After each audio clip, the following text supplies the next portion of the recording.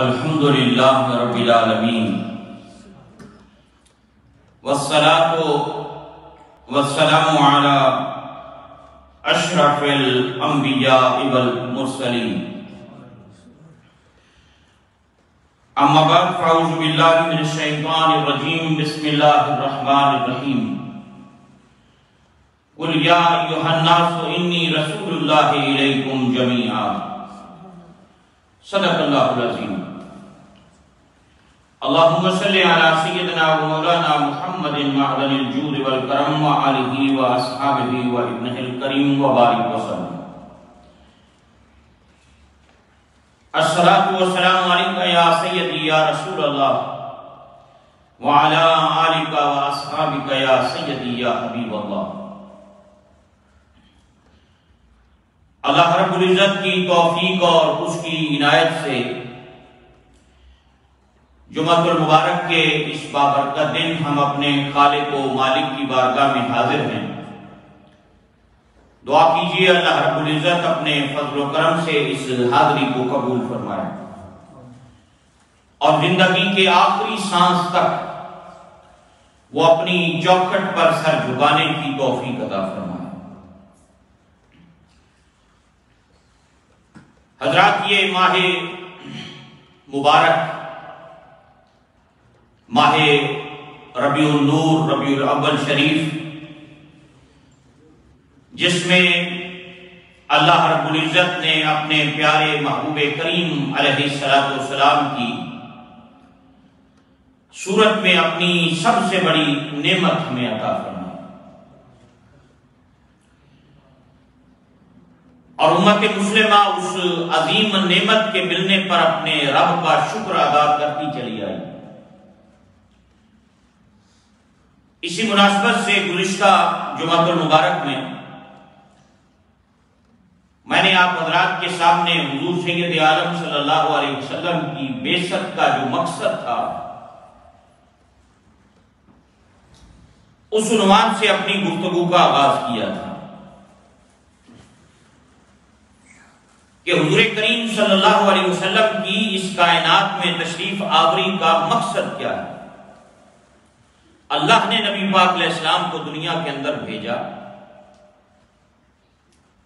وہ کون سے مقاصد تھے، وہ کون سا اہم پرپس تھا جس کی خاطر نبی پاک علیہ السلام کی اس دنیا کے اندر تشریف آوری ہوئی۔ اور قرآن حکیم کی سورہ توبہ کی یہ بڑی مشہور آیہ مبارکہ ہے جس کے حوالے سے ہم نے بات کی تھی، هو الذی ارسل رسولہ بالہدی ودین الحق لیظہرہ علی الدین کلہ ولو کرہ المشرکون، کہ وہی ہے جس نے اپنے رسول کو ہدایت اور دین حق دے کر بھیجا۔ کس لیے دے کر بھیجا؟ تاکہ اس کو تمام دینوں پر غالب کر دے۔ لِيُظْهِرَهُ عَلَى الدِّينِ كُلِّهِ وَلَوْ كَرِهَ الْمُشْرِكُونَ، کہ اگرچہ مشرکین اس کو ناپسند کرتے ہوں لیکن وہ اس دین کو تمام دینوں پر غالب کرتے ہیں۔ یہ نبی پاک صلی اللہ علیہ وسلم کی آمد کا مقصد بیان کیا اور میرے آقا کریم علیہ السلام نے تدریجاً معاشرے کو اور عرب کی سوسائٹی کو پھر آپ نے تبدیل کر کے رکھا اور آپ نے دیکھا چند سالوں کے اندر پورا جزیرہ عرب جو تھا اور اس سے آگے تک کہاں تک اسلام کی دعوت اور اسلام کا پیغام پہنچا۔ حضور کریم صلی اللہ علیہ وسلم نے مکہ مکرمہ کی سرزمین ہو اور پھر وہاں بسنے والے لوگ ہوں، ان میں بڑی حکمت کے ساتھ، دانائی کے ساتھ اور بڑے وزڈم کے ساتھ ان لوگوں تک اسلام کا جو پیغام تھا وہ لوگوں کے سامنے رکھا۔ اس میں کتنی تکلیفیں آئیں، کتنی پریشانیاں آئیں، دکھ اٹھانے پڑے، لیکن ثابت قدمی کے ساتھ اپنی امت کو نبی پاک علیہ السلام نے راستہ دکھایا کہ دین کا کام کس طرح کرنا ہے اور دین کے کام میں پیش آنے والی رکاوٹوں پر کس طرح صبر کرنا ہے۔ ایک بات ہم نے ایک حدیث پاک پر گفتگو کی تھی، اس کا ایک حصے سے میں کچھ روایتیں آپ حضرات کی خدمت میں حضور کریم علیہ السلام کی سیرت کا ایک پہلو جو ہے وہ آپ کی خدمت میں عرض کرنا چاہتا ہوں۔ حضور کریم صلی اللہ علیہ وسلم نے 40 سال کی عمر میں اعلان نبوت کی، 53 برس کی عمر میں نماز پڑھ دی۔ جب آپ کی عمر مبارک 53 برس کی، 40 سال میں اعلان نبوت، 40 سال کی پچھلی ساری زندگی بھی مکہ میں گزری سرکار، پھر اعلان نبوت کے بعد نماز جب فرض ہوئی تو عمر مبارک 53 برس میں، رمضان کے روزے ہجرت مدینہ کے بعد جا کے فرض ہوئے، حج بعد میں جا کر مدینہ منورہ میں فرض ہوا، زکوٰۃ بعد میں جا کے فرض ہوئی، یعنی جو عبادات ہیں یہ ساری ہجرت مدینہ کے بعد فرض ہوئی۔ نماز جو تھی یہ 53 برس کی عمر میں معراج کی رات مکہ مکرمہ میں فرض، 40 سال سے لے کر 53 برس تک جب تک نماز ابھی فرض نہیں ہوئی تھی، یہ جو نبی پاک صلی اللہ علیہ وسلم کی زندگی کا جو قیمتی وقت مکہ کی وادی میں گزرا ہے، ابھی نماز بھی نہیں تھی، روزہ بھی نہیں تھا، حج بھی نہیں تھا، زکوٰۃ بھی نہیں ہے، یہ عبادتیں تھی نہیں، تو آخر کن چیزوں کی تبلیغ رسول کائنات علیہ السلام نے اپنے کردار، اخلاق، بیہیویئر، کیریکٹر کے ذریعے مکہ والوں کے سامنے رکھی؟ آج ہماری ساری تبلیغ، دعوت تبلیغ کا مرکز محور یہ عبادات ہے، نماز، روزہ، حج، زکوٰۃ، یہ ہمارا مرکز ہے، ہماری ساری تبلیغ اسی کے گرد گھومتی ہے۔ میں ایک اور اینگل سے، ایک اور پہلو سے آپ حضرات کے سامنے چند باتیں رکھنا چاہتا ہوں۔ دیکھیں نا، یہ نماز تو 53 برس کی عمر میں فرض ہوئی، یہ جو 13 سال نبی پاک علیہ السلام کے گزرے ہیں مکہ میں، ان 13 برس میں نبی پاک علیہ السلام نے کیسا کردار مکہ والوں کے سامنے رکھا، کیا بیہیویئر ان کے سامنے رکھا، کیسے اخلاق ان کے سامنے رکھے، وہ کیا اعلیٰ انسانی اخلاقی اقدار تھی جو ان کے سامنے رکھی، وہ کون سے اصول اور ضابطے تھے جو امام الانبیاء علیہ السلام نے ان کے سامنے رکھے۔ اور اس پر ایک حدیث پاک ام المومنین سیدہ خدیجہ کبریٰ رضی اللہ تعالیٰ عنہا کی میں نے آپ حضرات کی خدمت میں عرض کی تھی، اور اس میں کافی تفصیل سے کافی باتیں بیان کی۔ جب پہلی وحی نازل ہوئی غار حرا کے اندر، اقرأ بسم ربک الذی خلق، یہ آیات نازل ہوئی، حضور کریم علیہ السلام کی پہلی ملاقات جبریل امین علیہ السلام سے ہوئی، یہ آیات نازل ہوئی، آپ پر تھوڑے سے بظاہر جس طرح بندہ گھبراتا ہے ایسے آثار ظاہر ہوئے، پسینے میں شرابور ہے، حضور گھر تشریف لائے، اور جب گھر آئے تو آپ کی زوجہ، آپ کی رفیقہ حیات حضرت ام المومنین سیدہ خدیجہ کبریٰ رضی اللہ تعالیٰ عنہا موجود تھی۔ حضور کریم علیہ السلام نے آتے ہی فرمایا زملونی زملونی زملونی، مجھے کمبل اڑاؤ، مجھے کمبل اڑاؤ۔ اب آپ کی زوجہ ام المومنین ساتھ بیٹھی ہیں، نبی پاک علیہ السلام نے پورا واقعہ انہیں بیان کیا، اس طرح فرشتہ آیا، یہ کلام ہوا، یہ گفتگو ہوئی، اس طرح اس نے مجھے اپنے سینے سے لگا کر دبایا، یہ باتیں ساری اور یہ واقعہ پورا پہلی وحی الہی کے نزول کا آپ نے ام المومنین کو سنا، اور جب انہوں نے سنا تو سننے کے بعد انہوں نے حضور کو ڈھارس بتائی، حوصلہ دیا، اور کہا کلا واللہ ما یخزیک اللہ ابدا، آپ بالکل فکر مند نہ ہوں، گھبرائیں نہیں، اللہ کبھی بھی آپ کو بے آبرو نہیں کرے گا، اللہ آپ کی عزت کی حفاظت فرمائے، آپ پریشان نہ ہوں۔ اور پھر ساتھ ہی اگلی بات ارشاد فرمایا، کہا آپ پریشان نہ ہوں، کلا واللہ ما یخزیک اللہ ابدا، بالکل نہ گھبرائیں، اللہ آپ کو بے آبرو نہیں فرمائے گا، اللہ آپ کی عزت کی حفاظت فرمائے گا، آپ کو پریشان ہونے کی کیا ضرورت ہے۔ اور پھر آگے آپ نے صفات بیان کی، کوالٹیز بیان کی، شانیں بیان کی نبی پاک علیہ السلام کہ کیوں نہیں اللہ آپ کی عزت کی حفاظت کیوں فرمائے گا۔ پھر وہ صفتیں بیان کی، شانیں بیان کی ام المومنین سیدہ خدیجہ کبریٰ رضی اللہ تعالیٰ عنہا نے۔ ان میں پہلی بات فرمائی انک لا تصل الرحم، آپ تو وہ ہیں جو رشتہ داروں کے ساتھ حسن سلوک کرتے ہیں، یہ آپ کا اعلیٰ انسانی اور اخلاقی وصف بیان کیا، یہ آپ کی نعت، آپ کی تعریف بیان کی. آپ تو وہ ہیں جو رشتہ داروں کے ساتھ حسن سلوک کرتے ہیں. دوسری بات ارشاد فرمائیں وَتَحْمِلُ الْكَلْبَ، آپ تو وہ ہیں جو غریبوں کا بوجھ اٹھاتے ہیں، غریبوں کی مدد کرتے ہیں، ان کا بوجھ اٹھاتے ہیں، ان کے لیے کماتے ہیں، اپنی کمائی میں سے ان کو دیتے ہیں. آپ تو دوسروں کا بوجھ اپنے کندھوں پہ اٹھانے والے ہیں. وَتَحْمِلُ الْكَلْبَ.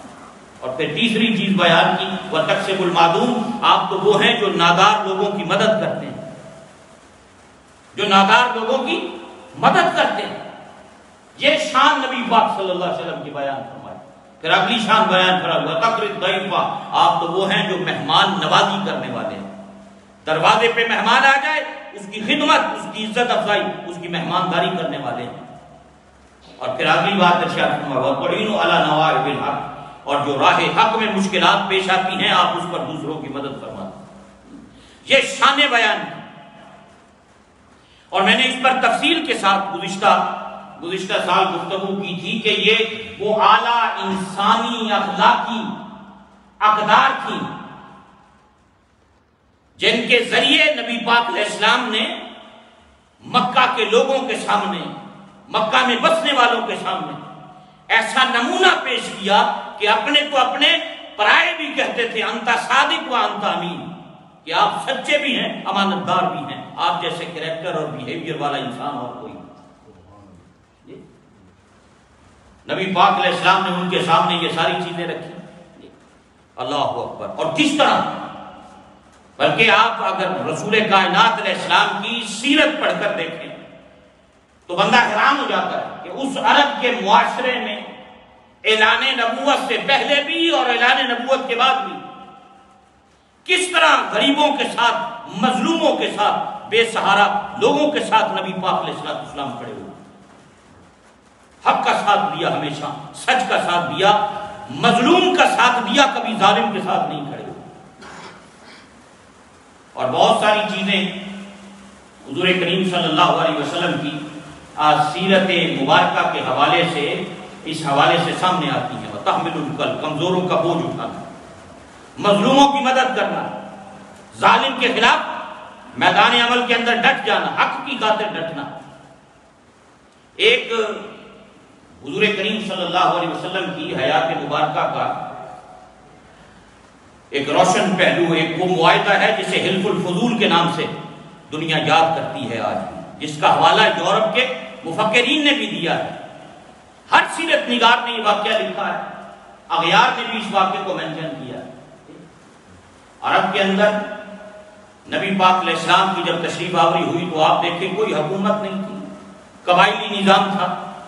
ہر قبیلے کی اپنی حکومت، ہر قبیلے کا اپنا سردار، کوئی انصاف، کوئی دور دور تک انصاف نام کی شے کوئی نہیں نظر آتی تھی. جس کے ہاتھ میں لاٹھی اس کی بھینس، جو سربراہ ہے، جو بڑا ہے، وہ جیسے چاہتا تھا کر لیتا تھا. اور پھر اگر کسی قبیلے نے کسی قبیلے والے کا بندہ مار دیا تو پھر یہ نہیں کہ ایک نے زیادتی کی ہے تو اسے سزا ملے، پورا قبیلہ سزا بھگتتا تھا.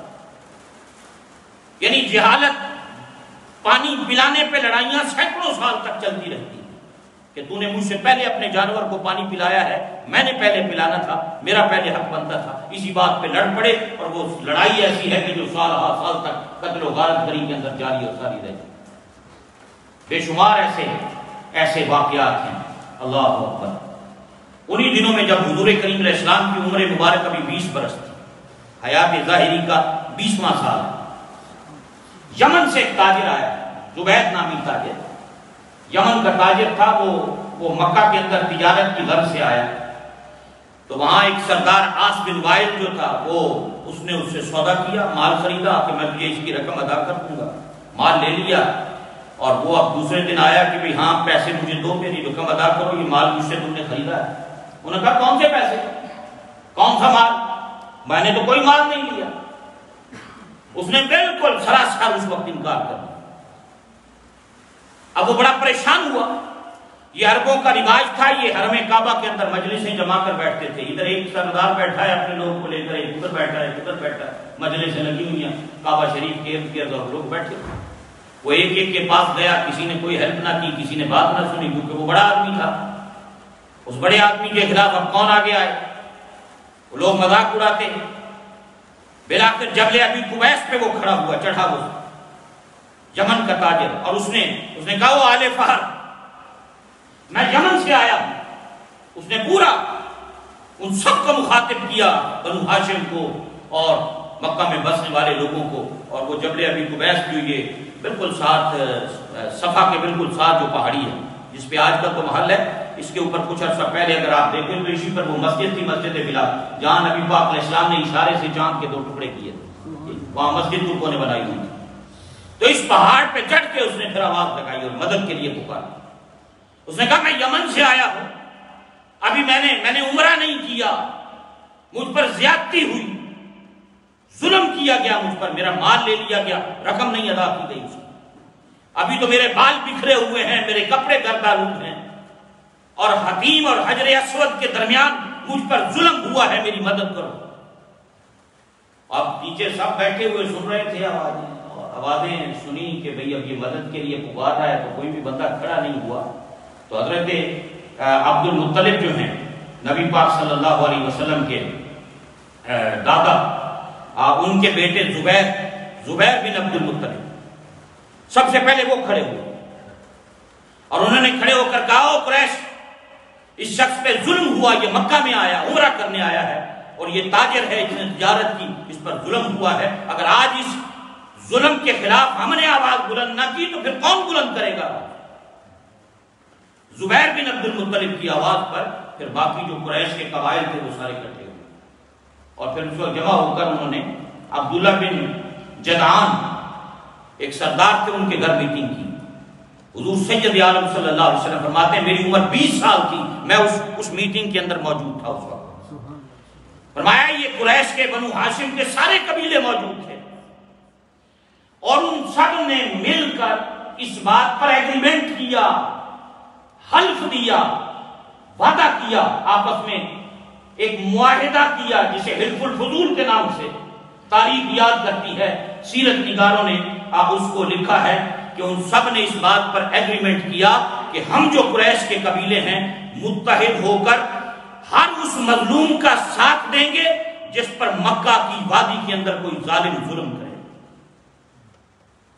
اور حضور سید عالم صلی اللہ علیہ وسلم اس کے اندر موجود ہے۔ ابھی عمر مبارک 20 برس ہے، اور حضور فرمایا کرتے تھے مجھے کوئی سرخ اونٹ بھی دینا اس معاہدے کے بدلے تو میں لینے کو تیار نہیں ہوں۔ فخر فرمایا کرتے تھے کہ مجھے فخر ہے اس بات پر کہ جب یہ ایگریمنٹ اس وقت طے ہو رہا تھا اور اس گھر میں جمع ہو کر عبداللہ بن جدعان کے گھر میں جمع ہو کر یہ باتیں طے کی جا رہی تھیں، میں محمد صلی اللہ علیہ وسلم بھی اس کے اندر موجود تھا۔ اور کس بات پہ ایگریمنٹ؟ کہ آج کے بعد مکہ کی وادی میں کسی ظالم کو کسی پر ظلم نہیں کرنے دیں گے، اور اگر کوئی ظلم کرے گا، زیادتی کرے گا، ہم اس کا حق اسے لے کر دیں گے۔ یہ نبی پاک صلی اللہ علیہ وسلم کی ایک سیرت کا روشن پہلو ہے۔ ابھی اعلان نبوت نہیں فرمایا، ابھی 20 سال کی عمر مبارک ہے، اور حضور کریم صلی اللہ علیہ وسلم اس معاہدے کے اندر اس وقت موجود ہیں۔ اللہ اکبر کہا، اس میں ان سب نے مل کر اس بات پر عہد کیا، حلف دیا کہ ہم ظالم کے خلاف مظلوم کی مدد کریں گے، اس وقت تک کرتے رہیں گے جب تک یہ ہرا کا پہاڑ اور سبیر کا پہاڑ اپنی جگہوں پہ قائم ہیں، جب تک سمندر کے اندر اون تیرتی رہے گی ہم مظلوم کا ساتھ دیتے رہیں گے۔ یہ سیرت کا ایک روشن پہلو ہے کہ میرے اور آپ کے آقا و مولا جناب محمد رسول اللہ صلی اللہ علیہ وسلم اعلان نبوت سے پہلے بھی جن پر ظلم کیا جاتا تھا، میرے اور آپ کے آقا ان کی مدد کرنے کے لیے میدان عمل کے اندر سب سے ٹاپ آف دی لسٹ نظر آتے ہیں، کیونکہ دنیا کو ایک سسٹم اور ایک نظام اور ایک قیادت اس شخصیت نے مہیا کرنی تھی، فراہم کرنی تھی، اور حضور سید عالم صلی اللہ علیہ وسلم نے اس معاہدے کے اندر میرے آقا کریم علیہ السلام نے اللہ اکبر شرکت فرمائی۔ اور پھر حضرت زبیر بن عبد المطلب جو تھے اس وقت خوشی کا اظہار کرتے ہوئے انہوں نے اس موقع پر یہ لفظ کہے تھے، انہوں نے کہا کہ یہ معاہدہ کرنے والوں نے قسم اٹھائی ہے کہ سرزمین مکہ پر کوئی ظالم ٹھہر نہیں سکے گا، سرزمین مکہ پر کوئی ظالم ٹھہر نہیں سکے گا، اس دھرتی پر ہم کسی کو کسی پر ظلم نہیں کرنے دیں گے۔ یہ اعلان نبوت سے پہلے میرے اور آپ کے آقا جناب محمد رسول اللہ صلی اللہ علیہ وسلم کی سیرت کا روشن پہلو ہے کہ آپ نے اس وقت بھی مظلوم کا ساتھ دیا، ظالم کا ساتھ نہیں دیا، حق کا ساتھ دیا، جھوٹ کا ساتھ نہیں دیا، جس پر زیادتی کی گئی، ظلم کیا گیا، اس کے ساتھ کھڑے ہوئے نبی پاک صلی اللہ علیہ وسلم۔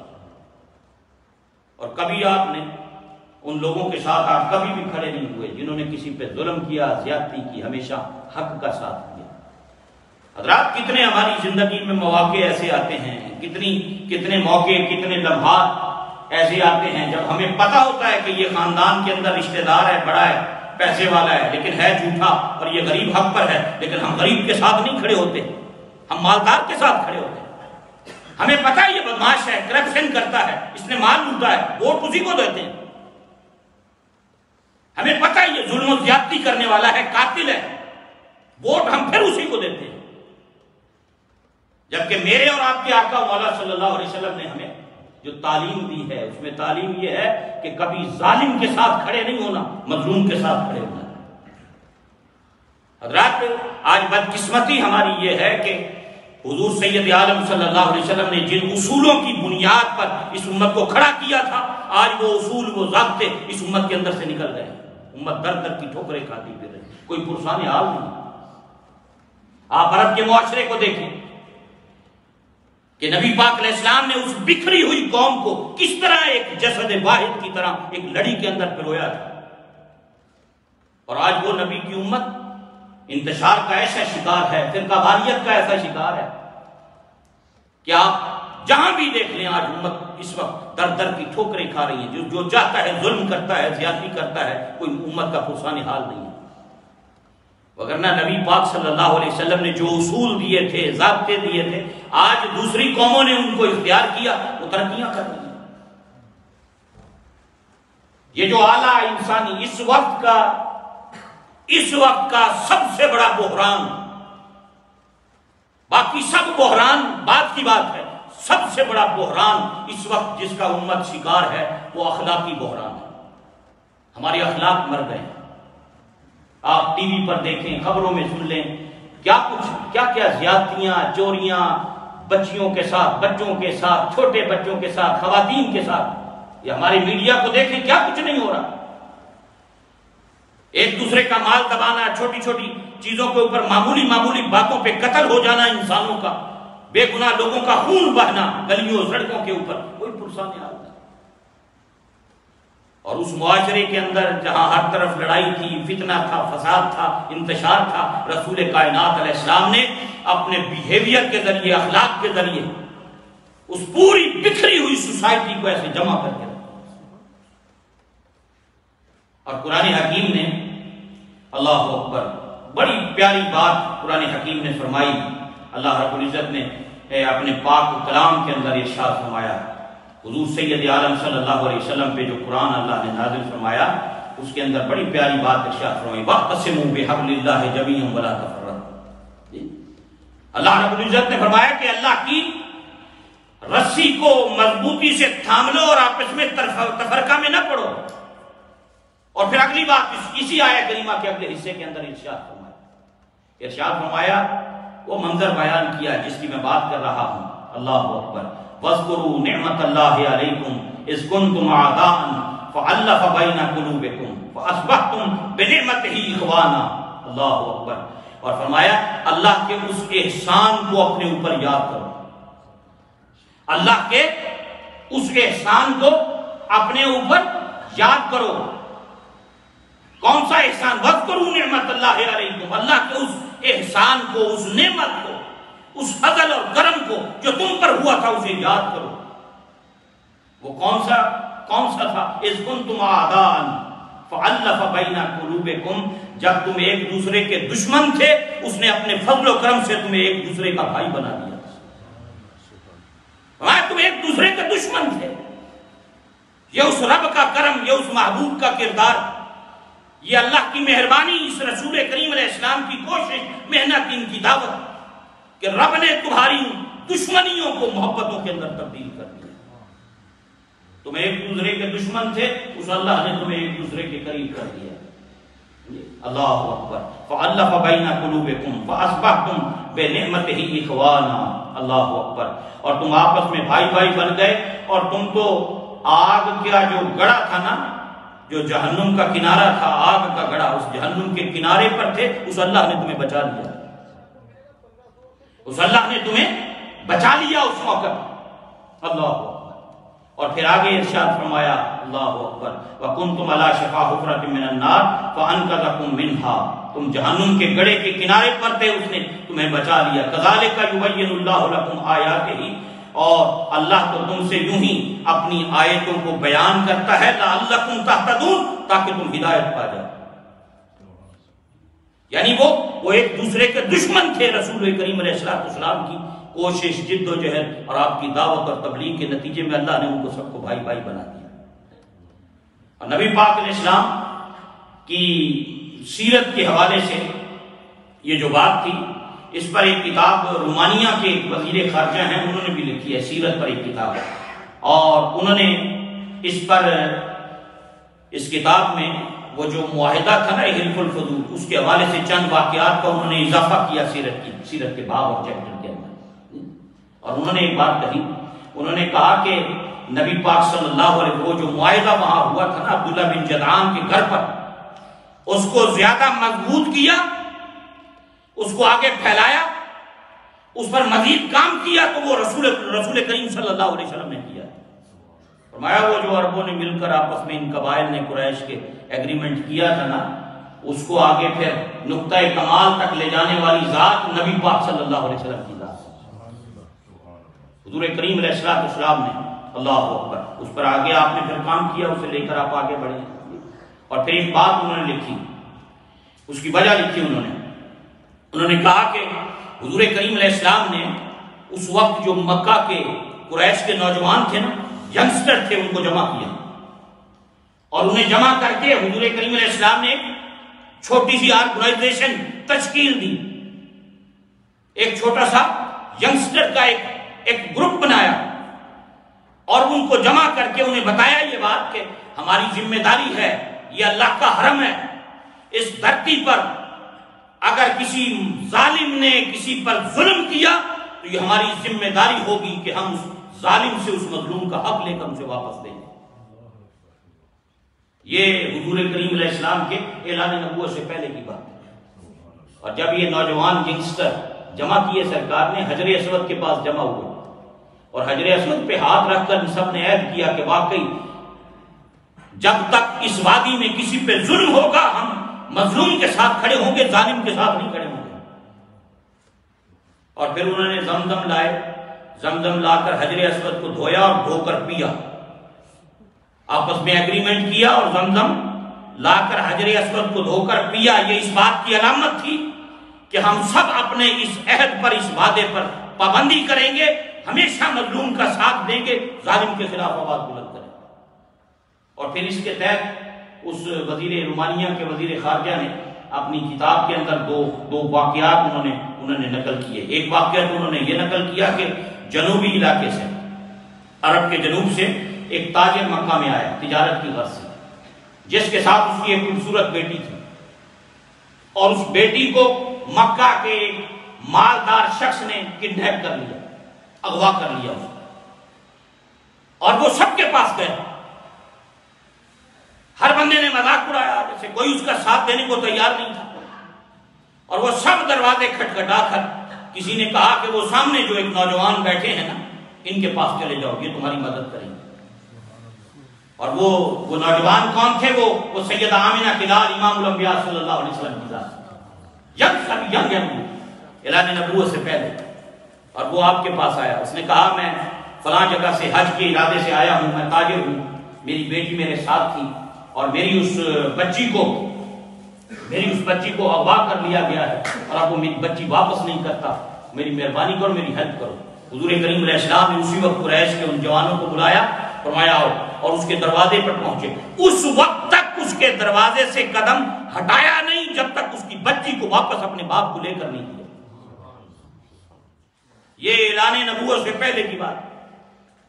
نبی پاک علیہ السلام کی سیرت اور حضور سید عالم صلی اللہ علیہ وسلم کی مبارک زندگی کا یہ ایک پہلو ہے جو میں آپ حضرات کی خدمت میں عرض کر رہا ہوں۔ اللہ اکبر۔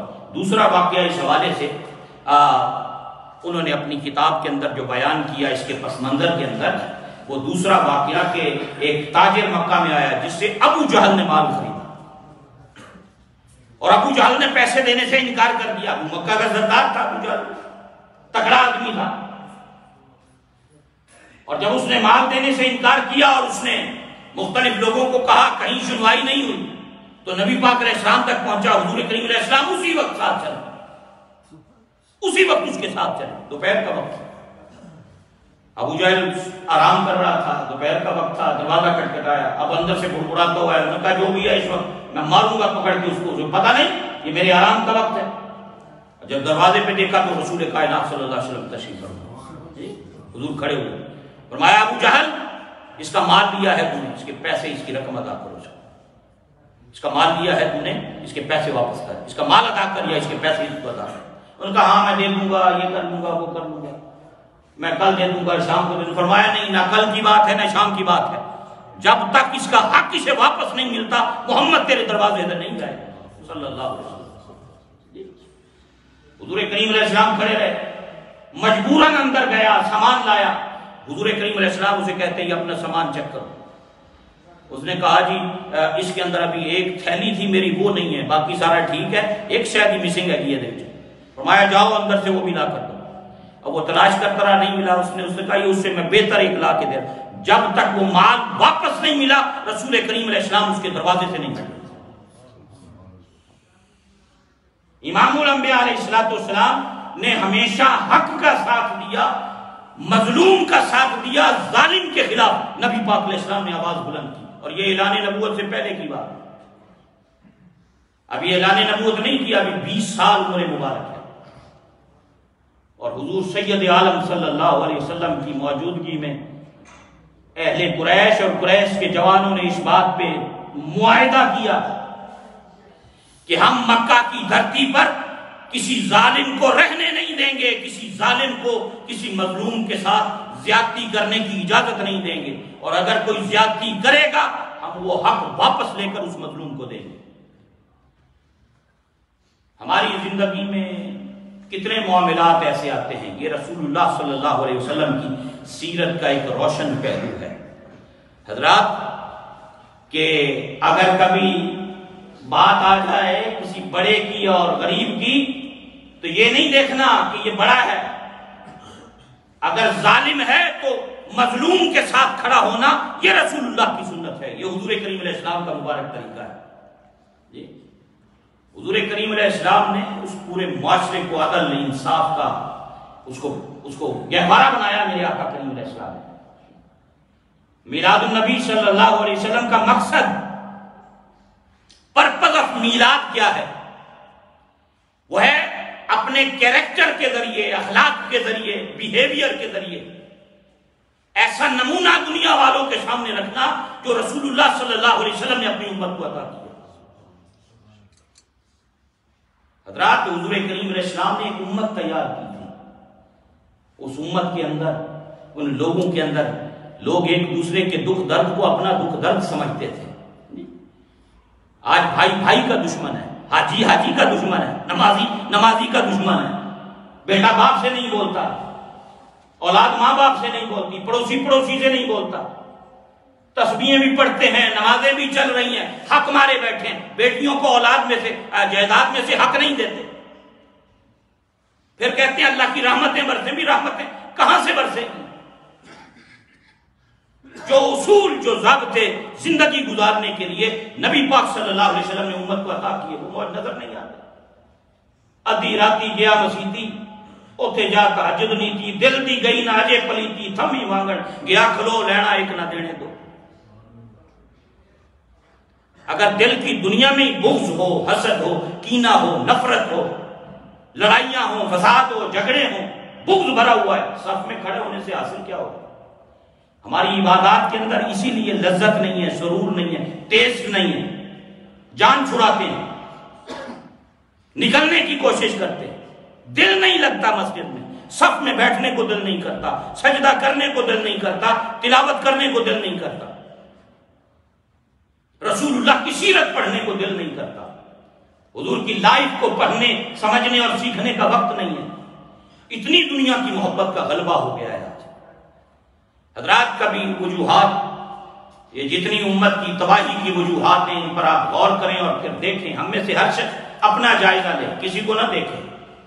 سیدنا ابو ہریرہ رضی اللہ تعالیٰ عنہ کا قول ہے، فرمایا لوگوں کی آنکھ میں تمہیں دن کا نظر آ جاتا ہے، اپنی آنکھ کا شہدیر نظر نہیں آتا۔ جب یہ ہم کی باتیں کرتے ہیں تو اپنے لیے کرتے ہیں کہ ہم دیکھیں ہم کہاں کھڑے ہیں، میں دین کو کتنا ٹائم دے رہا ہوں، میں اسلام کو کتنا وقت دے رہا ہوں، میں دنیا کو کتنا دے رہا ہوں، رسول اللہ کے دین کو کتنا دے رہا ہوں، میں مسجد کو کتنا دے رہا ہوں، نماز کے لیے کتنا وقت نکالتا ہوں، قرآن کے لیے کتنا وقت نکالتا ہوں، قرآن کو سمجھنے کے لیے کتنا وقت نکالتا ہوں۔ اس کے بعد ہر بندے کو اندازہ ہو جائے گا کہ آخر امت در در کی ٹھوکریں کھا کیوں رہی، اور نبی رحمت صلی اللہ علیہ وسلم نے کس طرح اس امت کو جوڑا تھا، کن اصولوں پر چلایا تھا، اور وہ آج اصول نظر نہیں آتے۔ اگر وہ آج بھی ہم اپنا لیں، امت پھر بھی اس مقام پر پہنچ سکتی ہے۔ دنیا کی امامت، قیادت اس امت کے ہاتھ میں کل بھی تھی، آج بھی آ سکتی ہے، لیکن شرط یہ ہے ان اصولوں کو اپنے کردار و اخلاق کے اندر لانا جو رسول اللہ صلی اللہ علیہ وسلم نے اس امت کو عطا کی۔ اللہ تعالیٰ اپنے محبوب کریم علیہ السلام کا صدقہ ہمیں سرکار کی سیرت کو، آپ کی مبارک زندگی کو پڑھنے کی، سمجھنے کی اور اس پر عمل پیرا ہونے کی اللہ ہم سب کو توفیق عطا فرمائے۔ یہ ماہ مبارک ہے میلاد النبی صلی اللہ علیہ وسلم کا۔ میلاد کی محفلیں، جگہ جگہ ذکر رسول صلی اللہ علیہ وسلم۔ کم از کم اس مہینے میں جتنے نوجوان دوست احباب پڑھے لکھیں، حضور کی سیرت پڑھیں، زندگی پڑھیں، کہ بچپن سے لے کر وصال مبارک تک نبی پاک علیہ السلام کی سیرت کیا تھی، آپ نے کن اصولوں کی بنیاد پہ معاشروں کو تبدیل کیا، سوسائٹیاں بدلی ہیں، لاکھوں انسانوں کے دلوں کی دنیا بدلی، اسلام کا پیغام کہاں کہاں تک پہنچا۔ پڑھیے حضور سید عالم صلی اللہ علیہ وسلم کی مبارک زندگی کو، اور سیکھنے کی اور پھر عمل کرنے کی انسان کوشش کرے۔ اللہ ہم سب کو عمل کی توفیق نصیب فرمائے۔ وما علینا الا البلاغ المبین۔ حضرات یہ